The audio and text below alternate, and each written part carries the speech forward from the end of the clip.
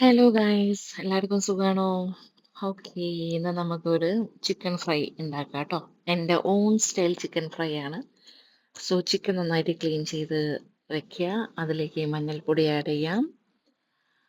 Then മുളക് പൊടി, ഇത് നോർമൽ മുളക് പൊടിയാണ്, അത് ആഡ് ചെയ്യാം. ആവശ്യത്തിന് എരിവിനനുസരിച്ച് മുളക് പൊടി ആഡ് ചെയ്യാം.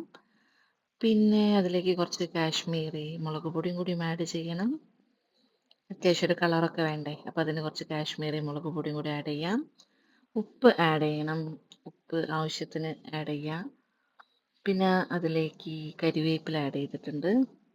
എൻ്റെ കരിവേപ്പില കുറച്ച് ഉണങ്ങിയ പോലെ ഉണ്ടാവും, നാട്ടിൽ നിന്ന് കൊണ്ടുവന്നതാട്ടോ. പിന്നെ അതിലേക്ക് കുറച്ച് ഇഞ്ചി ആഡ് ചെയ്യണം, ഗ്രേറ്റ് ചെയ്തിട്ട് ചതച്ചിട്ടോ അല്ലെങ്കിൽ മിക്സിയിലിട്ടൊന്ന് അരച്ചിട്ടോ ആഡ് ചെയ്യാം. പിന്നെ അതിലേക്ക് കോൺഫ്ലവർ ആഡ് ചെയ്തിട്ടുണ്ട്.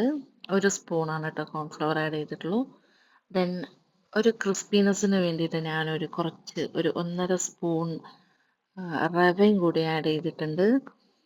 ഇത് വറുത്ത റവയാണ് കേട്ടോ. അപ്പോൾ ഞാൻ നന്നായിട്ട് മിക്സ് ചെയ്യാണ്. മിക്സ് ചെയ്തപ്പോഴാണ് എനിക്ക് മനസ്സിലായതിൽ 2 സാധനം ഞാൻ ആഡ് ചെയ്തിട്ടില്ല. ഒന്ന് ഗരം മസാലയാണ്, ആ ഗരം മസാലയും കൂടി ആഡ് ചെയ്യാം.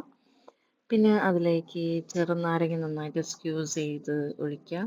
ഒരു ഒരു ചെറിയൊരു ചെറുനാരങ്ങയാണെങ്കിൽ അത് മുഴുവനും സ്ക്യൂസ് ചെയ്യാം. വലുതാണെങ്കിൽ ഒരു ഹാഫ് കേട്ടോ. പിന്നെ പാൻ അടുപ്പത്ത് വയ്ക്കുക. ഞാൻ ഓയിലാണ് ഒഴിച്ചിട്ടുള്ളത്. ചൂടായി.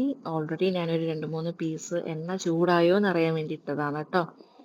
അപ്പം അതിലേക്ക് നമുക്ക് ചിക്കൻ പീസസ് ഓരോന്നായിട്ട് ഇട്ട് കൊടുക്കാം. ചിക്കൻ നന്നായി ഓരോ പീസസ് ആയിട്ട് ഇട്ട് കൊടുക്കാം. അപ്പം ഈ എണ്ണയിലൊരു പ്രത്യേകത ഉണ്ട് കേട്ടോ. ഞാൻ ഈ എണ്ണയിൽ നമ്മൾ കുറച്ചും കൂടി ഫ്ലേവർ കൂടുതൽ കിട്ടാൻ വേണ്ടിയിട്ട് ഞാൻ ആദ്യം ഓണിയൻ ഇല്ലേ, ചെറുതാക്കി സ്ലൈസാക്കി കട്ട് ചെയ്തിട്ട്